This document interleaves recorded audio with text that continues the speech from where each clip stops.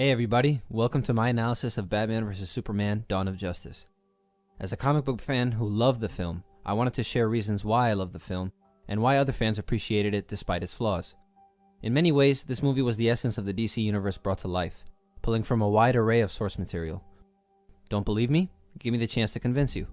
Before I begin, let me warn you that this video summarizes many iconic works that you might want to read for yourself if you're a comic book fan. If you don't mind, go right ahead. And even if you aren't a well-read fan, then hopefully something in here sparks your interest. Now, in this video I'm going to focus on what's at the heart of good storytelling, overall characterizations. But first, let's look at one of the most important aspects of comic book heroes, aesthetics. Let's start with Batman. Comic book artist Jim Lee's design of the Batsuit has been popularized and recognized as a sort of standard for the Batsuit in the past few decades.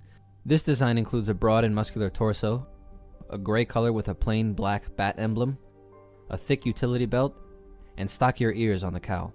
This design is similar to the one in Frank Miller's classic The Dark Knight Returns, from which this film draws heavy inspiration.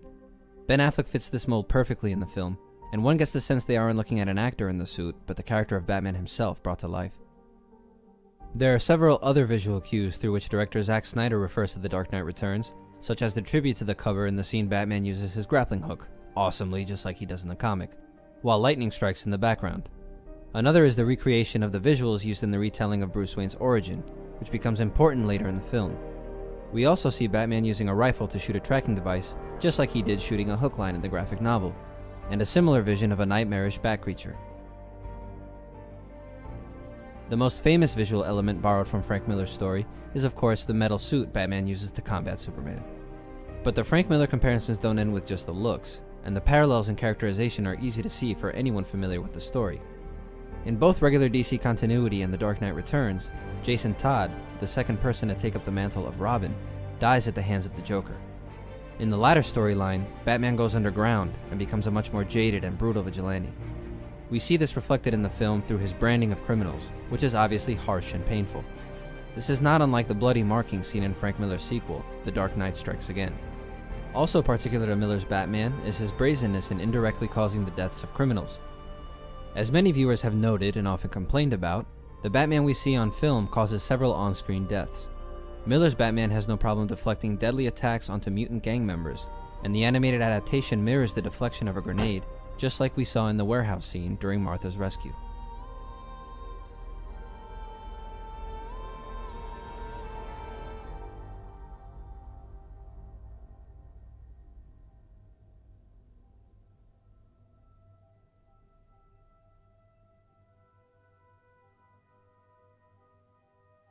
Perhaps the most direct reference to Batman's violent nature in The Dark Knight Returns is when Batman grabs an enemy's gun and uses it to save a hostage. In the graphic novel, while the color scheme in the splattered background makes the hostage taker's death uncertain, there is a heavy implication Batman kills him in order to free the toddler. Similarly, Batman lights KG Beast's gas tank on fire, which only kills him once he chooses to attempt to torch Martha Kent. I find the criticisms of Affleck's indirect killings by viewers inconsistent, as they were nowhere to be found when Christopher Nolan's Dark Knight trilogy had Christian Bale's Batman kill all of these people.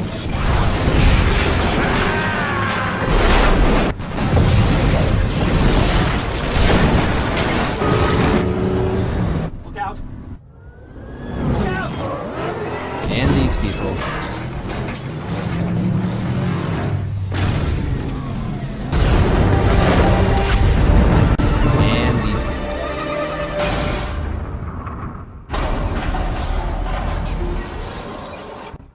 I find it much easier to swallow Batman firing at lethal weapons being used against him and causing collateral damage indirectly, and even arguably giving warning shots in advance. But most importantly, it is perfectly in line with one of Batman's most iconic and celebrated representations. But Frank Miller's influence alone isn't the only reason I felt this was the best portrayal of Batman yet.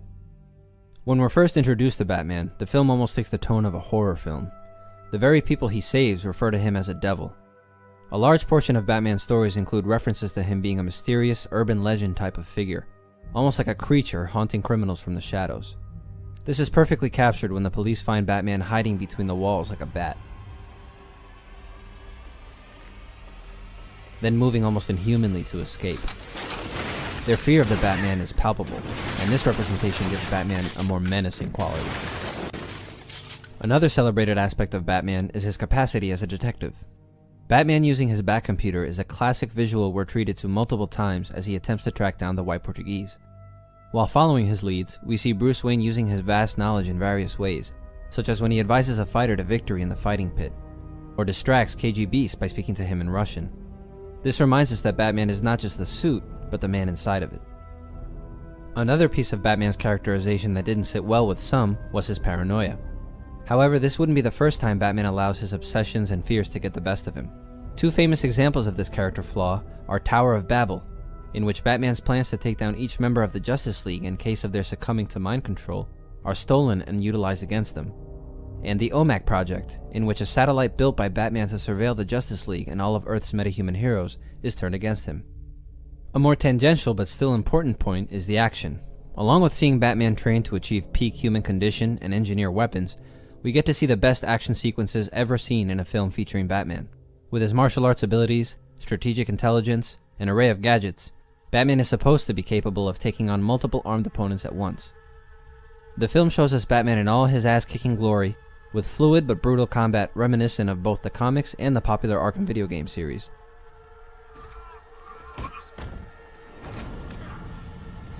The same goes for his fight sequences, in which he battles Superman in his Dark Knight Returns armor.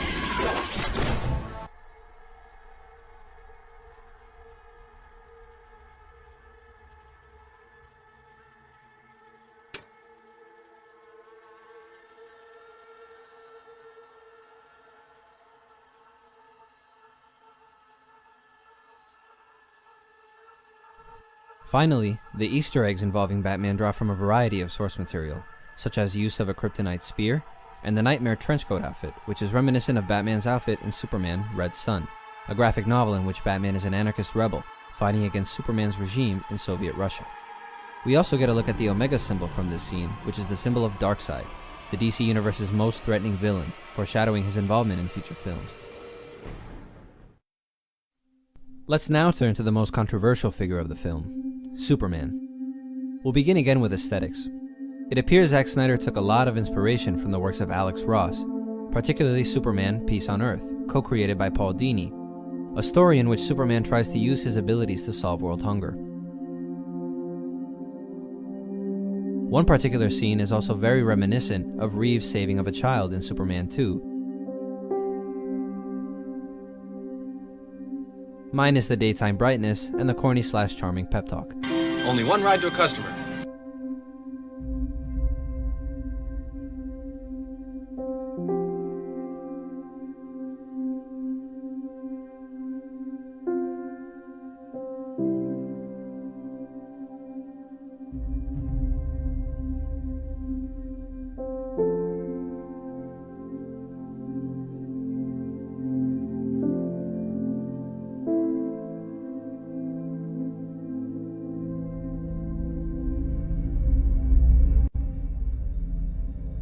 But it's not just the visuals that Snyder borrowed from Peace on Earth.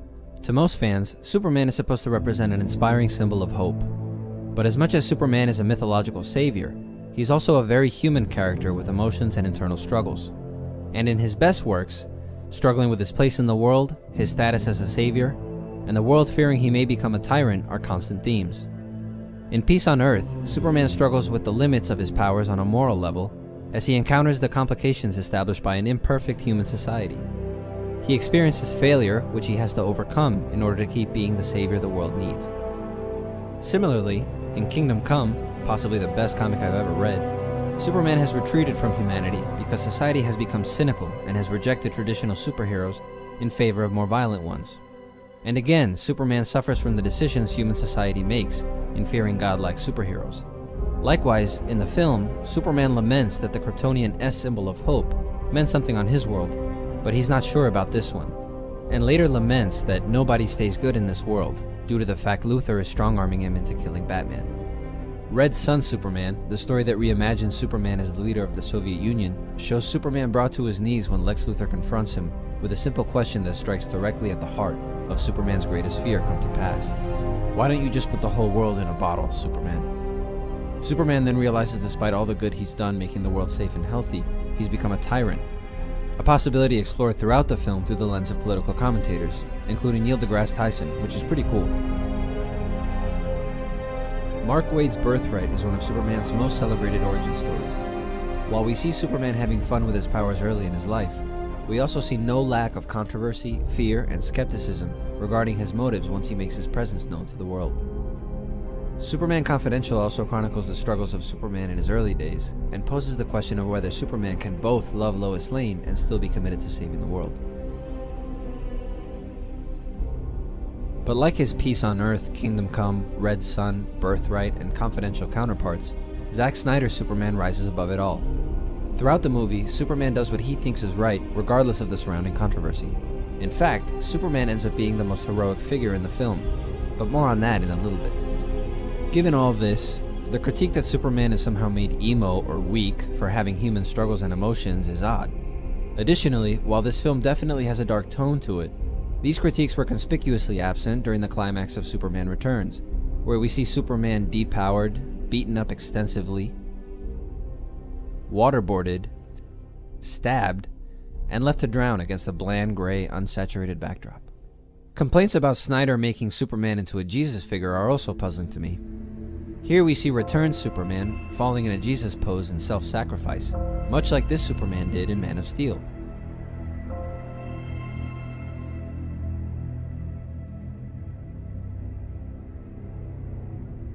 These religious themes are nothing new, as Superman's origin story has always had parallels to the stories of Moses and Jesus.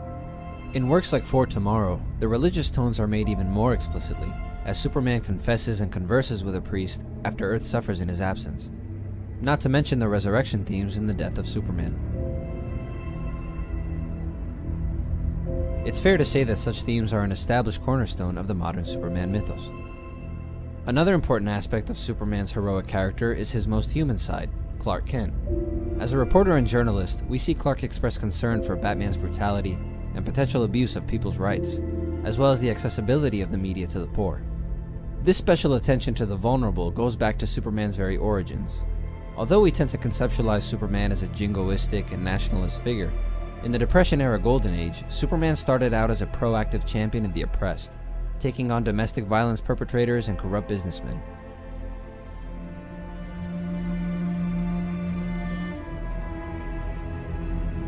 This Clark Kent shows us that the heroism of Superman isn't confined to his time wearing a cape. Next on our list is Lex Luthor. This is probably the image you have in mind when you think of Lex Luthor. Bald, bold, confident, and charismatic. But this Lex Luthor is the character's final product. Consider for a moment the depictions of Lex Luthor in his beginnings. In Birthright, which depicts one of Lex's definitive origins, the young Lex Luthor isn't a commanding figure of masculinity, but rather a socially inept eccentric, shunned by society and enamored by his own genius. Just like Eisenberg's Luthor, he's a skinny, long-haired weirdo with no limits. Superman's Secret Origins, a more recent depiction of Superman and Lex Luthor's origins, also shows a young Luthor in the same light. And lastly, the long red hair is also reminiscent of Lex Luthor's clone body in the 90s, which coincided with the death of Superman. By the end of the film, however, we see Luthor made much more stoic, bald, and wearing that familiar orange jumpsuit. Whether or not you liked Eisenberg's manic performance, like pretty much everything else about this or any movie, is down to taste. But as an origin story for Lex Luthor, his appearance and performance were right in line with the source material. Most important of all, however, is the way Luthor uses his intelligence to try and bring down Superman. While Lex is known to invent and engineer superweapons, his forte is creating moral dilemmas for the Justice League which force them to act to their detriment and damage their public image. Finally, we turn to the character that got near universal praise, Wonder Woman. While Wonder Woman's mysterious allure was built up well, and she kicked plenty of ass by the end of the film, I find it strange that people think she was the best part of the film. Clever one-liners and a lot of impressive fighting make her a welcome addition, but that alone doesn't make for quality characterization. However, it seems critics and dissatisfied viewers are adverse to the drawn-out and imperfect characterizations that explore the iconic themes surrounding Batman and Superman. Producer Deborah Snyder described the backlash poignantly when she said, "The main thing we learned is that people don't like to see their heroes deconstructed. I think that's hard because it's people we've grown up with and that we care about. They like seeing them in all their glory." In my personal opinion, while fan reception has been higher than that of the critics, the vocal backlash from viewers over the way these characters are portrayed seems to come mainly from two camps. One being hardcore comic book fans, who have a reputation for sometimes being inflexibly attached to their favorite versions of their favorite characters, and casual comic book movie fans, who may have preconceived notions of what a comic book movie has to be, or how these characters are supposed to act due to popular media adaptations. Even putting aside how people felt about the characters' personalities and behavior, critiques that their motivations were non-existent and that the plot made no sense truly baffle me. So let me take a minute to explain what I think is a fairly straightforward story. It's clear from the start of the film that Batman resents Superman for his involvement in the partial destruction of Metropolis. He sees a little girl lose her parents, and an employee, Wallace Keefe, lose his legs. He later sees the Capitol building explode, which to him is violence inspired by Superman, and even possibly condoned by him, given his inaction. All the while, Lex is fueling his resentment with forged letters from his legless employee turned terrorist. Additionally, while those not familiar with the comic books may not know the story of Jason Todd, the suit depicted in the Batcave clearly refers to a tragic incident of some sort, which Bruce has memorialized. Incidences of corruption and the futility of crime fighting in Gotham are explicitly referred to in conversations with Alfred, adding to the anger and feeling of helplessness that motivates Batman. Not to mention the dreams and visions that depict Superman as a tyrant. He then debates Superman as Clark Kent, demonstrating their opposing worldviews. Superman in turn grows increasingly skeptical of Batman's brutal methods, and is also spurred on by Lex to act. By the time Superman confronts Batman, he's convinced that Batman is little better than a criminal, while Batman sees the ultimatum as a characteristic of a tyrant. Not to mention Lex holding Superman's mom hostage. If you can't figure out why they're fighting at this point, you either fell asleep or need to see a doctor. While Lex's motivations are less fleshed out, they are nonetheless clear. From the start, Lex's skepticism of benign power is established as he tries to weaponize kryptonite as a deterrent, a seemingly reasonable proposal, and lays out his anti-alien philosophy with repeated mythological references. When he's denied the import license for the kryptonite, he then rejects the futility of legitimate means to guard against beings like Superman. And lastly, one of the critiques that angers me the most is that neither character does anything heroic in the film. Neither of them were particularly heroic. No, nobody's a hero in those movies. No, but Aside from the saved civilians already depicted, Superman saves a ship full of stranded sailors, a space shuttle, Lois multiple times, and doesn't hesitate to risk his own life when the government launches a nuclear bomb to defeat Doomsday. He then states that this world is his world, despite the fact that it's a world that in part resents and fears him, and selflessly sacrifices himself to save it. Superman's heroism saves the day in the biggest way in spite of the controversy surrounding him, and his message of hope is universally celebrated by the world in the end. Likewise, Batman's very first acts in the film are of selfless heroism, saving a little girl from falling debris, rescuing his employee from being trapped, and rescuing a group of women from a human trafficking ring. And in the often ridiculed climax of the film, Batman confronts his own hypocrisy and the reality of recreating his own trauma in the life of another. Having the courage and honesty to look at himself underneath the pain, frustration, and anger that drove him to try and kill Superman is a quality that few people have, and it's one which ultimately allowed him to save Martha Kent and begin his journey recruiting the Justice League. And that's about all I needed to say. Well, I hope you all found this informative and entertaining. Remember, you're entitled to love, like, or hate this movie, but please respect the variety of source material this movie borrowed from, and the risks Snyder took in doing so. Criticize it for feeling choppy in the editing, for being dark in tone, for having muted colors, and for packing a lot into one film. But don't say that its characterizations were inaccurate, or that Snyder hates or misunderstands the characters, because you'd be wrong. These comic book characters have always been more than just entertainment. They're about complex personalities, rich mythology, meaningful relationships, and themes that reflect our own humanity. There's nothing wrong with the lighthearted fun found in plenty of other comic book movies, but I and many other fans were glad to see characters that mean something special to us fleshed out and dramatized to the extent they deserve. Thanks again for watching, everyone. That was really long. Please share it with anyone who might enjoy it. Bye.